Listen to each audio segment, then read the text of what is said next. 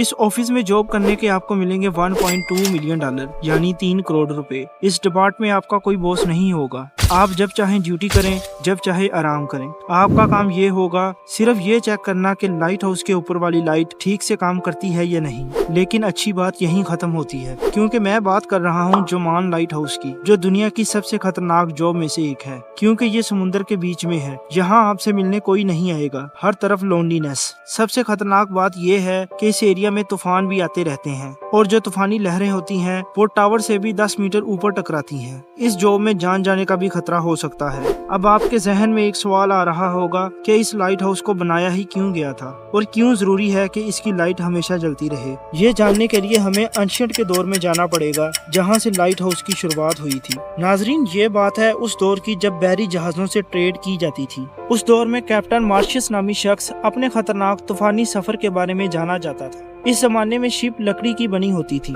एक रात कैप्टन पानी में बहुत ही अंधेरे वाली जगह से गुजर रहे थे। पानी के नीचे बहुत बड़े बड़े पत्थर थे, जिनसे इनकी शिप टकराती है। शिप टकराने की वजह से शिप में सुराख हो जाता है और पानी शिप के अंदर आ जाता है, जिसकी वजह से शिप का बहुत नुकसान हो जाता है। इस इंसिडेंट के बाद कैप्टन ने सोचा कि इस प्रॉब्लम का कोई ना कोई सोल्यूशन जरूर होना चाहिए, जो इनको इस किस्म के खतरों से वॉर्न कर सके। दूसरी तरफ जब सेलर खुले पानी में सफर करते थे तो इनको कुछ भी नहीं पता होता था कि आगे जमीन कितनी दूर है और इसका रास्ता कहाँ है। नेविगेशन इस दौर में दुनिया का बहुत बड़ा मसला था। जीपीएस इन्वेंट हुआ था 1973 में और पब्लिक के लिए अवेलेबल था 1978 में। इस दौर में सेलर को सूरज, चांद और सितारे को नेविगेट करना पड़ता था, जिससे इनको रास्ता मालूम होता था। इस दौर में कैप्टन एलिस अपने क्रू के साथ पैसिफिक ओशन क्रॉस कर रहे थे। रात में एकदम से काले बादल छा जाते हैं, जिसकी वजह से सितारे छुप जाते हैं, जिनको देखकर ये रास्ते का पता लगा रहे थे। इसके बाद समुद्र के इस हिस्से में बहुत बड़े तूफान आते हैं, जिसकी वजह से ये रास्ता भटक जाते हैं। इनको ये भी मालूम ना था कि समुद्र का किनारा कहाँ है। भूख और प्यास की वजह से कैप्टन के लोग मर रहे थे। जैसा कि आप जानते हैं कि समुद्र का पानी हम इंसान नहीं पी सकते, क्योंकि ये नमकीन होता है। इसके पीने से इंसान मर भी सकता है। कैप्टन को बहुत मुश्किल से लैंड मिला था, जहाँ इन्होंने स्टे किया। दुनिया का सबसे पहला लाइट हाउस बनने जा रहा था, दी फेरस ऑफ अलेक्जेंड्रा, जिसको बनाने का मकसद था शिप को गाइड करना सेफ्टी की तरफ, और साथ ही इनको वार्न भी करना पानी की लहरों के नीचे वाले खतरों से। इस लाइट हाउस की हाइट थी 384 फीट और इसको व्हाइट मार्बल से बनाया गया था। लाइट हाउस के ऊपर आग जलाई जाती थी, जिसको हर वक्त ऑयल और लकड़ी की सप्लाई मिलती रहती थी। शुरू में इस लाइट हाउस में आग जलाई जाती थी, इसके बाद कैंडल, गैस लैंप और ऑयल लैंप आ गए। जब इलेक्ट्रिसिटी प्रोड्यूस हुई और बल्ब इन्वेंट हुआ तो लाइट हाउस भी इलेक्ट्रिक बल्ब पर शिफ्ट होना शुरू हो गए। उस दौर में लाइट हाउस बहुत अच्छा सोर्स था, जिसकी वजह से सेलर को काफी नुकसान से बचाया जा सकता था। पहले लाइट हाउस समुद्र के किनारे पर बनाए जाते थे, लेकिन वक्त के साथ साथ जब दुनिया भर में ट्रेड तेजी से होने लगी तो समुद्र के बीच में भी लाइट हाउस बनना शुरू हो गए।